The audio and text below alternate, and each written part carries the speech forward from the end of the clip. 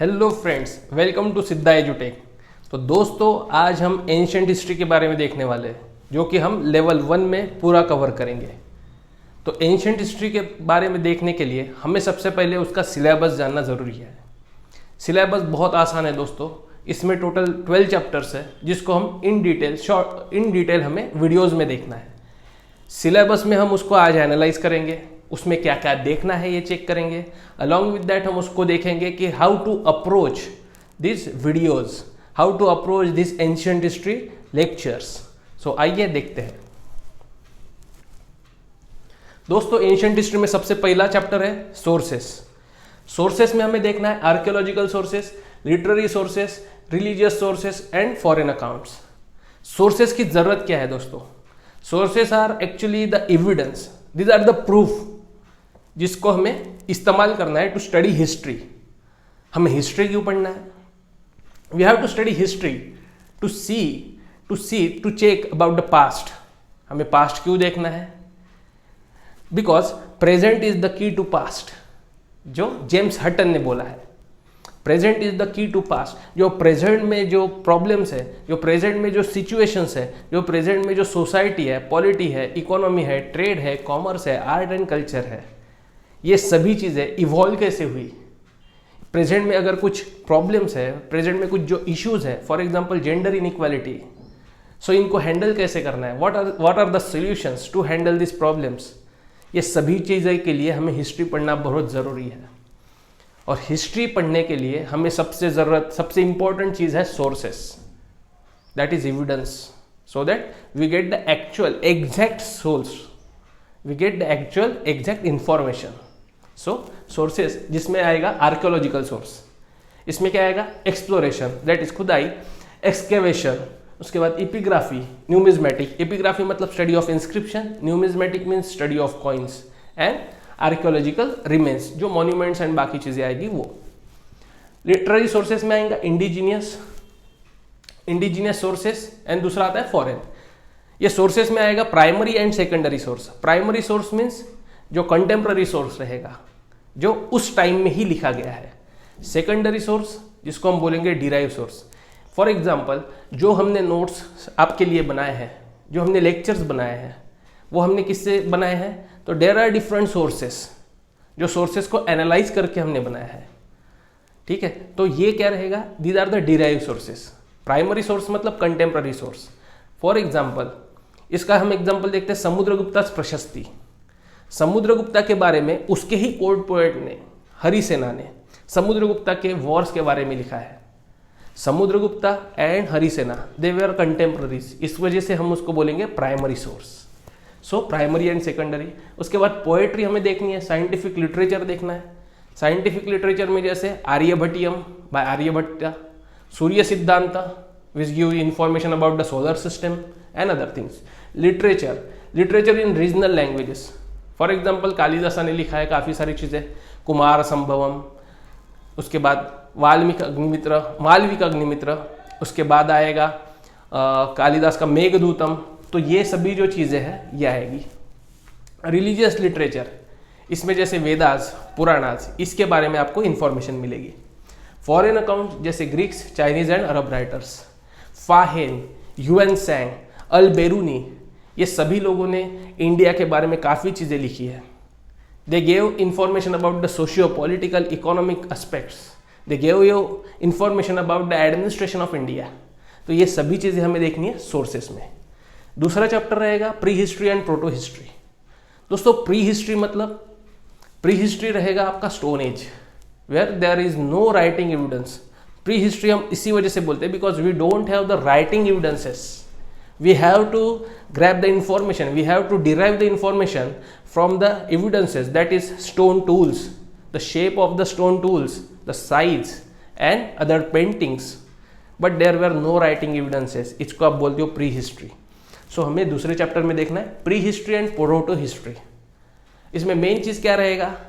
How the human evolve from hunter gatherer to food producer, how he settled, ये हमें चीज़ें यहाँ देखनी है। सेटल कैसे होगा? Beginning of the agriculture. दोस्तों, पहले he was the food gatherer, उसको घूमना पड़ता था, in the search of food. But after the development of agriculture, he got settled down, and there was the starting point of the civilization during Neolithic and Chalcolithic period. So ये सभी जो paleolithic, mesolithic, neolithic, chalcolithic, these are the phases.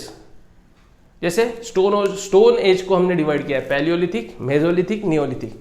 Palaeo मतलब old, lithic मतलब stone तो old, mesolithic, meso मतलब mid, lithic मतलब stone तो middle stone, neo मतलब न्यू, लिथिक मतलब स्टोन तो new stone, old stone, middle stone and new stone. Chalcolithic, what is chalco? Chalco means copper and stone period. So आप देख सकते हो लिथिक ये वर्ड यहाँ कॉमन है, means this is the stone age जिसमें there were use of stone tools and stone materials at the highest amount. Maximum चीज़ों में स्टोन का इस्तेमाल हुआ है.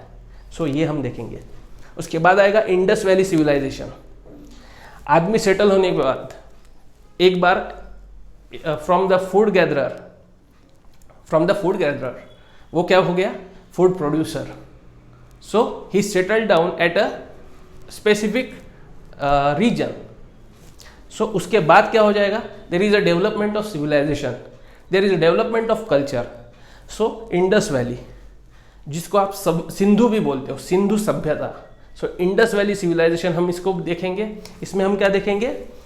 Origin, date, extent, characteristics. उसमें जैसे कैरेक्टरिस्टिक्स में हम देखेंगे about the religion, about the culture, about the town planning, about their belief system, about the graves. उसके बाद द डिक्लाइन, उसके बाद survival and significance. What is the significance of Indus valley civilisation? आप सोच सकते हो कि ये इंडस वैली हमें पढ़ के क्या होने वाला है. सो दोस्तों मैं इसका बेस्ट एग्जांपल देता हूँ. आज आप देखते हो जो मेट्रोपॉलिटन सिटीज़ है जैसे दिल्ली, चेन्नई, चंडीगढ़, तो ये जो सिटीज़ है, जो इम्पोर्टेंट एंड एडवांस सिटीज़ है, इसको डिवाइड किया गया है इन सेक्टर्स, सेक्टर 1, सेक्टर 2, सेक्टर 3. ये सेक्टर वाला जो कॉन्सेप्ट है ये आपको मिलेगा इंडस वैली में. दूसरा जो क्लोज्ड ड्रेनेज सिस्टम है जो प्रेजेंट में इंडिया में है, ये एविडेंस आपको इंडस वैली सिविलाइजेशन में मिलेगा.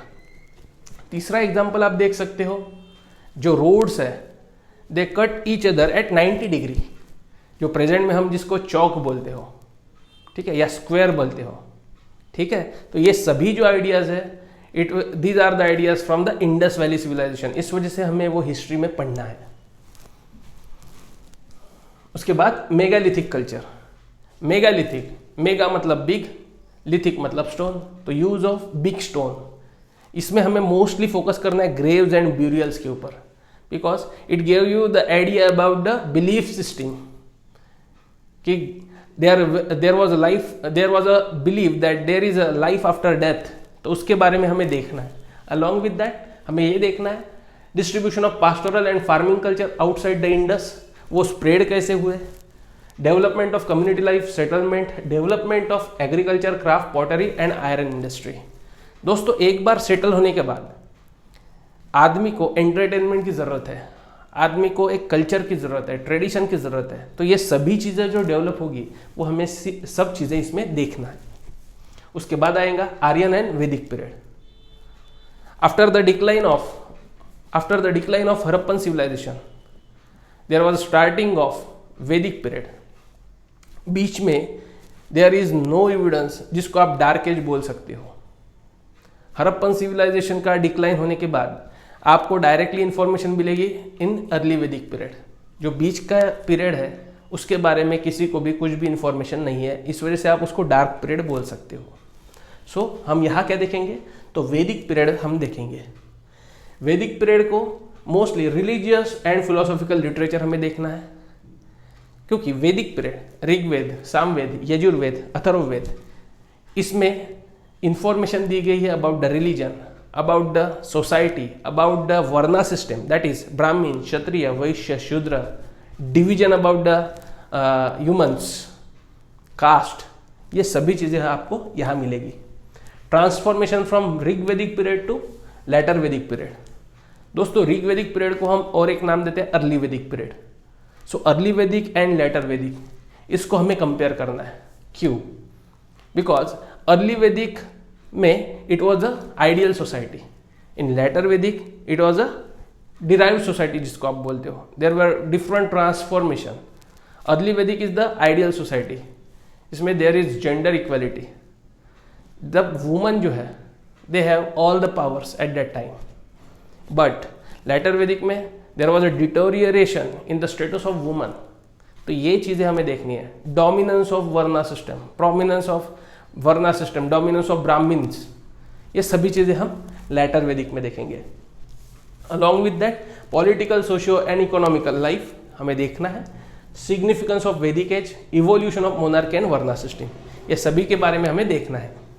उसके बाद हम जाएंगे पीरियड ऑफ महाजनपदास। महाजनपदास ये है क्या? इसके पहले आपको जनपदास पता होना चाहिए। जनपदास, जन मतलब पॉपुलेशन, पदास मतलब फूट। तो जनपदास है क्या? It is a territory where the population settle down. And mahajanapadas क्या है? महा मतलब बिग। तो these are the large territories, big territories जहाँ पॉपुलेशन सेटल हुई है। एग्जाम्पल मत्स्य, वत्सा, अंग, गांधारा, कोशाला, पांचाला, ये सभी जो नाम है दीज आर द महाजनपदास। ये उस टाइम के बड़े बड़े सिटीज़ हैं, इसके बारे में हमें देखना है। अब सिटीज़ बोल दिया तो उसमें आपको देखेंगे political, socio economical aspects, trade and commerce and religious aspects. तो यही चीज़ें आपको यहाँ देखना है। Rise of Magadha and Nandas. Magadha it is a famous spot in ancient history, so इसके बारे में हमें देखना है। उसके बाद Iranian and Macedonian invasions and impact. It are this is they are the outsiders, इनके इन्वेजन्स के बारे में हमें देखना है। उसके बाद Mauryan empire, it is the most important phase. Mauryans में it was the starting point जहाँ Chandragupta Maurya started the empire with the help of Kautilya, या जिसको आप बोलते हो चाणक्य। इसमें भी हमें देखना है दोस्तों अबाउट द अर्थशास्त्र, that is book which gave information about the Mauryan administration. Chandragupta Maurya के बाद आएंगे, चंद्रगुप्त मौर्य के बाद आएंगे बिंदुसारा, फिर अशोका, अशोका के में फिर अशोकास धम्मा, उसके बाद addicts, policy, administration, economy, art, मतलब वही है socio political administrative concept along with religion, along with art and culture. ये सभी चीज़ें हमें उस फेज की देखनी है। उसके बाद disintegration of empire, Shungas and कन्वाज। जो मौर्यन एम्पायर है उसका डिसइंटीग्रेशन होने के बाद जो बाद में आएंगे जैसे शुंगाज डायनेस्टी, बिकॉज जो लास्ट मौर्यन किंग है Brihadratha, he was killed by Shunga king, that is Pushyamitra Shunga. So उनके बारे में हमें देखना है। कन्वाज के बारे में हमें देखना है। उसके बाद आएगा पोस्ट मौर्यन पीरियड, जिसमें after the end of Mauryan empire जो रीजनल डायनेस्टीज आएगी उनके बारे में हमें देखना है। शाकाज, कुशनाज, वेस्टर्न क्षत्रपाज। इसमें भी हम वही देखेंगे कि development of religion, Mahayana that is sect of Buddhism, social condition, art, architecture, culture, इनके बारे में हमें देखना है दोस्तों। Early state and society in east India, Deccan and south India. जैसे कि बीच का जो ड्यूरेशन था उसमें हमें क्या देखना है, वही सतवाहनाज, तामिल स्टेट्स ऑफ संगम एज। तो हमें साउथ इंडिया के बारे में देखना है। संगम एज क्या है? संगम मतलब मिलना। So at that time there was, जो लिटरेचर्स है, जो डिफरेंट टाइप्स ऑफ पोएट्स है in south India, they came together in the, they form the assembly, जिसको आप बोलोगे संगम। तो हमें संगम एज के बारे में देखना है। संगम एज के बारे में भी हम उस पर फोकस करेंगे, सोशियो पॉलिटिकल एडमिनिस्ट्रेटिव एस्पेक्ट्स। उसके बाद हम देखेंगे administration, economy, land grants, coin system, trade guilds, guilds मतलब association, urban center, Buddhist center, Sangam literature and culture. तो ये सभी चीज़ें हमें देखनी है दोस्तों। उसके बाद आएगा गुप्ताज, वकटकाज एंड वर्धनाज। मौर्यन एम्पायर के बाद दोस्तों, मौर्यन एम्पायर के बाद इंपॉर्टेंट है Guptas, because Gupta period is the golden age for Indian art and architecture. So इसमें हम देखेंगे starting phase of temple architecture. There are different types of coin systems, administration, socio political economical aspects, trade. इसमें हमें और focus करना है social aspects पे। क्यों? Because Gupta period is the positive things for Indian architecture, but उसके साथ साथ कुछ निगेटिव्स भी है। जैसे during the Gupta time there was the evidence of sati system. तो सती सिस्टम जो है इसका पहला एविडेंस आपको गुप्ता टाइम में दिखेगा। So it is a negative state as well. So इसके बारे में हमें देखना है, what are the positives and what are the negatives during the Gupta empire. ये चीज़ें हम यहाँ देखेंगे। अलॉन्ग विद दैट कॉइनेज देखना है हमें, लैंड ग्रांट्स देखनी है, urban centre, feudalism, caste system. मतलब ओवरऑल आपको क्या क्या देखना है, socio political economical aspect along with the administration.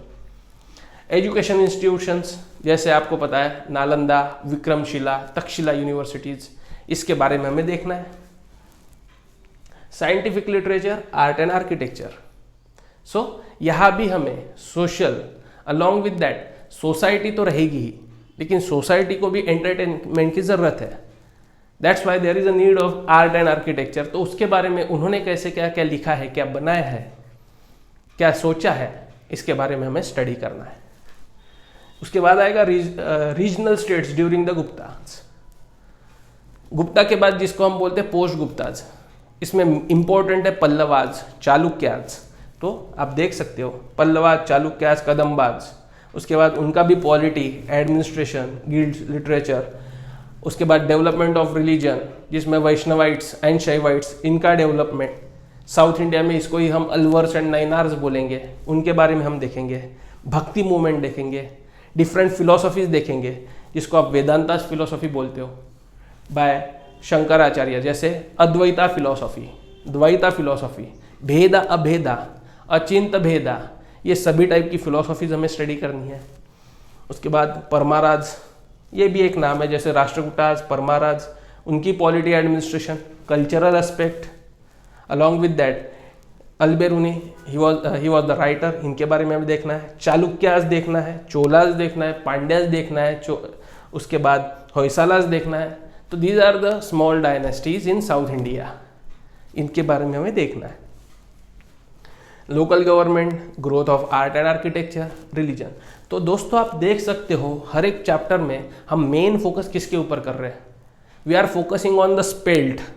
Spelt is the mnemonic of socio political, economical, legal and technical को आप कंबाइन करके एडमिनिस्ट्रेशन बोल सकते हो। तो socio political, economical, administrative concept along with art and architecture, literature and religion, ये 6 से 7 points को आपको हर एक चैप्टर में अच्छे से याद करके पढ़ना है। और लास्ट में आएगा themes in the early Indian cultural history. इसमें आपको क्या देखना है, थीम्स में आपको देखना है mostly art and architecture, language, text, major stages of evolution of art and architecture, जैसे development of temple. Temple development में आप देख सकते हो दोस्तों, जो नॉर्थ इंडियन टेम्पल्स है उनका स्ट्रक्चर कुछ अलग है, साउथ इंडियन टेम्पल्स अलग है। सो ये डिराइव कैसे हुआ, जिसको आप बोलते हो नगरा स्टाइल एंड द्रविड़ा स्टाइल, ये डिराइव कैसे हुआ, इनका डेवलपमेंट कैसे हुआ, ये हमें देखना है। उसके बाद major philosophical thinkers and schools. Philosophicals जैसे हम फिलोसॉफी बोलते हो, बुद्धिस्ट फिलोसॉफी, जैनिज्म, तो जैनिज्म फिलोसॉफी, वैसे ही डिफरेंट फिलोसॉफीज आर देयर, जैसे संख्या, योग, न्याय, वैशेषिका, पूर्व मीमांसा, उत्तर मीमांसा, ये भी फिलोसॉफीज है। द्वैता फिलोसॉफी, अद्वैता फिलोसॉफी, लोकायत फिलोसॉफी, आजीविका फिलोसॉफी, जैसे कि आप मूवीज में देखते हो एवरीथिंग इज प्री डिटरमाइंड। सो ये जो चीज़ है ये आजीविका फिलोसॉफी बोलती है। जो दोस्तों जो हम मूवीज़ में देखते हैं या जो हम हमारे पेरेंट्स से सुनते हैं, ये फिलोसॉफीज काफ़ी सालों से चलती आई है। तो ये जो थिंकिंग सिस्टम है, ये जो बिलीफ सिस्टम है, इसके बारे में हमें पढ़ना है। ये सब आएगा आपके फिलोसॉफीज में। Ideas of science and mathematics, जैसे हमने देखा था सूर्य सिद्धांत, आर्यभट्टियम, उसके बाद सुश्रुत संहिता, ठीक है, मुद्रा राक्षसा, मृच्छकटिका, इनके बारे में हमें पढ़ना है कि इनका थीम क्या है, इनमें क्या दिया है, किसने लिखा है, क्या इन्फॉर्मेशन है, इंडियंस ने इसके ये इन्फॉर्मेशन का क्या यूज़ किया है। तो ये सभी चीज़ें हम इसमें देखेंगे। तो दोस्तों ये जो 12 लेसन्स है ये आएगा आपका लेवल 1 एंशिएंट हिस्ट्री में। ये सभी लेसन्स को हम ऑडियो विजुअल्स फॉर्मेट में पढ़ेंगे। ऑडियो विजुअल्स में पढ़ने का सबसे बड़ा फ़ायदा ये होगा कि जो आप लेक्चर देखोगे वो देखते देखते आप मूवी स्टाइल में उसको देखोगे। वो देखते देखते आपके दिमाग में वो वैसे ही फर्स्ट विजिट में, फर्स्ट वॉचिंग में ही आपके दिमाग में वो फिट होने वाला है। और उसके बाद आपको बस उसको, जो हम पीडीएफ भेजेंगे, वो पेन ड्राइव में ही पीडीएफ रहेगा, उसकी हार्ड कॉपी आप निकालेंगे और वो वीडियो देखने के बाद वही चीज़ आप हार्ड कॉपी से पढ़ लेंगे। और ये जब आप करोगे तो it will be the very easy and interesting style of study of ancient history. दोस्तों, इंडिया में for the first time we have derived this things, जो आपको history optional audio visual effects में पढ़ाएगा। और it will be the cake walk for you. ये बहुत आसान और बहुत इंटरेस्टिंग होने वाला है दोस्तों। सो अभी हम देखेंगे how to make use of this course. हम तो पूरा जी लो जान से आपको पढ़ाएंगे। हम आपके लिए एक इंटरेस्टिंग वीडियो बनाने वाले हैं, लेकिन आपको इसका इस्तेमाल करना कैसे है ये भी मैं आपको बता दूं। सो सबसे पहले complete your video lecture through audio visuals. ये भी काम हम आपके लिए करवा रहे हैं। आपको हर एक जो सोर्सेस रहेंगे, जैसे चैप्टर्स रहेंगे, उसमें वो चैप्टर्स में आपको पीपीटीज भी दिखेगी, आपको वीडियोस भी दिखेंगे, आपको ऑडियो विजुअल्स भी दिखेंगे। ये तीनों इफेक्ट आप एक ही वीडियो में एक ही टाइम देखोगे, जिससे पहले ही रीडिंग में, पहले ही व्यू में आपके सबकॉन्शियस माइंड में वो फिट हो जाएगा। उसके बाद आप क्या करेंगे, recall the picture in sequence. जैसे आप मूवी देखने के बाद आपको वो याद करने की ज़रूरत नहीं है, वो आपको बाय डिफ़ॉल्ट वो याद हो जाती है, वैसे ही यहाँ होगा। आपको बस आंख बंद करके वो याद करने की कोशिश करनी है कि जो पिक्चर्स है, जो सीक्वेंस है, वो किस टाइप से आया था। उसके बाद रेफर टू अवर नोट्स, जो आपको पेन ड्राइव में मिलेंगे, उसको आप हार्ड कॉपी निकाल सकते हो। मैं सजेस्ट करूंगा कि हार्ड कॉपी आप निकालें, सो दैट आप उसको मार्क कर सकते हो। और उसके बाद इसको जस्ट 2 से 3 बार आपको रिवाइज करना है। Get the confidence automatically when you remember the complete videos. दोस्तों, हम गारंटी देते हैं, आप जब वीडियो देखोगे तो उसके बाद आपको वो चैप्टर उसी दिन पूरा याद हो जाएगा, क्योंकि एक सिंपल हमने पूरा स्टडी, पूरा एक्सपेरिमेंट करके इसको एनालाइज किया है कि जब 3 बच्चों को, एक को हमने सिर्फ पढ़ने को बोला, दूसरे को हमने सिर्फ फोटोज दिखाए और तीसरे को हमने मूवी दिखाई, सो सबसे अच्छा किसको याद होगा? तीसरा, जिसने मूवी देखी। आप खुद से भी इसको एनालाइज कर सकते हैं। सो वैसे ही पहले ही वीडियो में आपको वो चैप्टर पूरा याद हो जाएगा, और वो चैप्टर याद होने के बाद आप उसको जस्ट हमारे नोट से पढ़ेंगे तो वो चैप्टर आपका पूरे तरीके से प्रिपेयर भी हो जाएगा। सो कॉन्ग्रेचुलेशंस, वैसे ही आपका पूरा एंशिएंट हिस्ट्री बहुत आसानी से और इंटरेस्टिंग फॉर्म में कवर हो जाएगा। और ऐसे ही आप एंशिएंट हिस्ट्री के ऑप्शनल में एज लाओगे।